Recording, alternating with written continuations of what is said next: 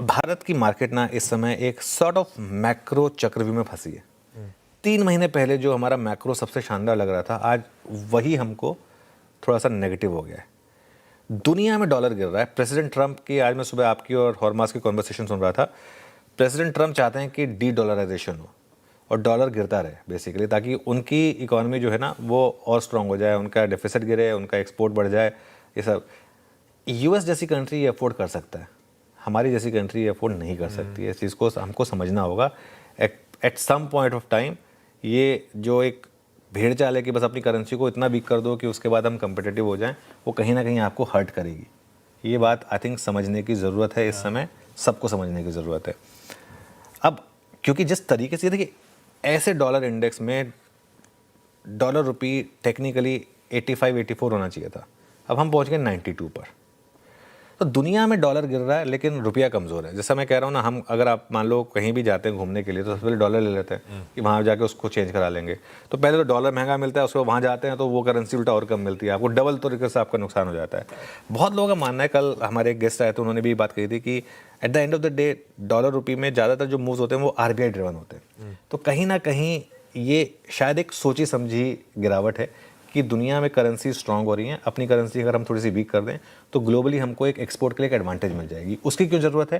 क्योंकि यूएस के साथ वो ट्रेड डील नहीं हो रही है। अब जैसे बांग्लादेश है या वियतनाम है, मान लो इनके टैरिफ बहुत कम है, हमारे टैरिफ 50% है। तो एक तरीका ये हो सकता है कि हम अपनी करेंसी को गिरा दें ताकि उससे हमारे एक्सपोर्टर्स कुछ भरपाई हो जाए। तो वो एक थॉट प्रोसेस है और एक लेवल तक मैं उसका रिस्पेक्ट भी करता हूँ। लेकिन जैसे मैं कह रहा हूँ, अब हम उस स्टेज पर आ रहे हैं जहाँ पर अब एफआई आपकी मार्केट में पैसा क्यों डालेगा अगर आपको इस तरीके का करेंसी डेप्रिसिएशन दिखेगा। 2-2.5% का साल का डेप्रिसिएशन नॉर्मल माना जाता है, लेकिन अगर आप इस तरीके से 6-6%, 7-7% अगर गिरने लगेंगे तो उतना तो आपका एक स्टार्टिंग हेडविंड हो गया। तो ये मैक्रो हेडविंड आ गई है आपके लिए सामने। अब एक और तकलीफ क्या है? चल ठीक है, ट्रेड डील नहीं हो रही है तो आप उसके लिए एक्सपोर्टर्स को बचाने के लिए रुपए में गिरावट कर रहे हैं, लेकिन दूसरी तरफ डॉलर क्योंकि वीक है कमोडिटी सुपर साइकिल में। अब आप देखिए, कल भी ओवरनाइट गोल्ड 5200 क्रॉस कर गया, चांदी में ज़बरदस्त रैली है, और चीज़ें छोड़िए, क्रूड जिसका फंडामेंटल 50-55 से ऊपर का रेट नहीं होना चाहिए, अब वो भी 70 के करीब आ गया, 68 पे तो आ ही गया है।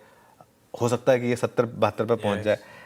अब एक तरफ क्रूड है 68 के आसपास और दूसरी तरफ आप जोड़ दीजिए इसमें वीक करेंसी को, तो रुपी टर्म्स में टेक्निकली जो 60 वाला 68 हुआ और करेंसी जो 85 वाली 92 हुई, अगर आप उन दोनों का कॉम्बिनेशन जोड़ देंगे तो आपका वापस इंपोर्ट बिल जो है क्रूड का वो वापस बढ़ जाएगा बहुत ज़्यादा। और ऐसे में कल एशियन पेंट्स के जैसे नंबर्स आए, उनके लिए वापस एक हेडविंड ओपन हो जाएगी, क्योंकि हम हैं at the end of the day commodity consumer country, है ना। तो सेंटिमेंट इस समय ऐसी नंबर से ख़राब हो रहा है। तो इसके लिए थोड़ा लंबा हो जा रहा हूँ मैं यहाँ पर एक्सप्लेन करने के लिए। बड़ी पिक्चर की जो आपने बात की है, अगर बजट में कुछ वाव फैक्टर नहीं आया, मान लो फर्स्ट को बजट आया संडे को, उस दिन एफआईएस कम होंगे या नहीं होंगे, उनको थोड़ा ज़रूरी है कि संडे को ट्रेड करना ही है तो अगले दिन ट्रेड कर सकते हैं। हमें तो ऑब्वियसली क्योंकि बजट आ रहा है तो हमें तो आना है, लेकिन अगर ऐसे में कुछ बड़ा नहीं आया तो मार्केट फिर ज़ोर से गिरेगा।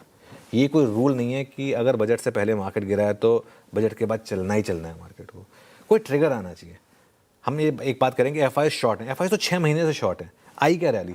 ट्रिगर चाहिए। हाँ, अगर ट्रिगर आ गया तो रैली बड़ी होगी। अगर मान लीजिए बजट में फॉर एग्जांपल आके कह दें कि हम एसटीसीजी खत्म कर रहे हैं, एलटीसीजी खत्म कर रहे हैं, एसटीसीजी कम कर रहे हैं, एसटीटी हटा रहे हैं, अगर ये आ जाए तो फिर तो मार्केट में सर्किट लग जाए।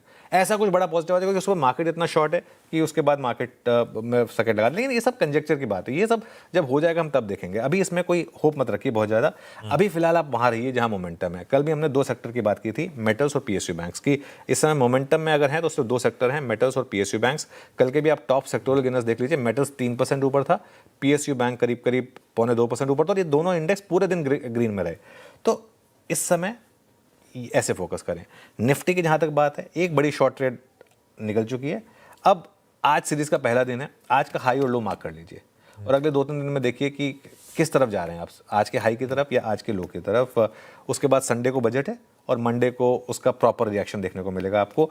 मंडे क्लोजिंग तक आशीष ये पिक्चर क्लियर हो जाएगी मार्केट के टेक्सचर के लिए कि अब हम वापस 25,600 26,000 तक जा रहे हैं या 24,900 तोड़कर 24,000 तक जा रहे हैं।